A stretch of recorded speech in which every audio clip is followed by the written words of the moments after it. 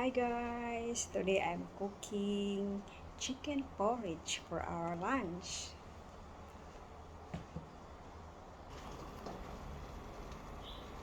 I boil the chicken bones first. I use chicken breast meat.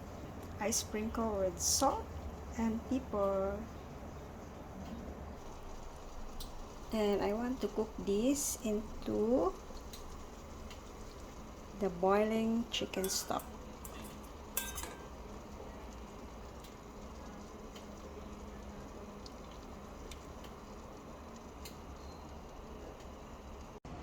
Once it's cooked, okay, white soy sauce.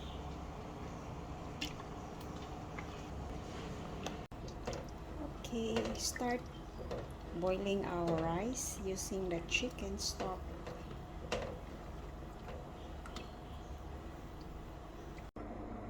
Then shredded our chicken.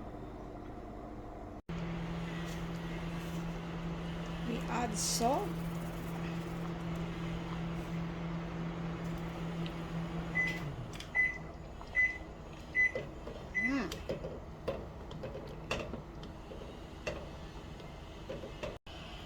We can add our shredded chicken.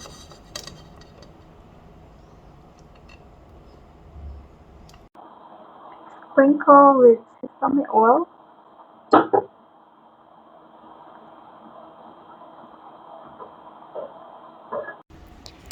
Our chicken porridge is ready. Sprinkle with sliced ginger,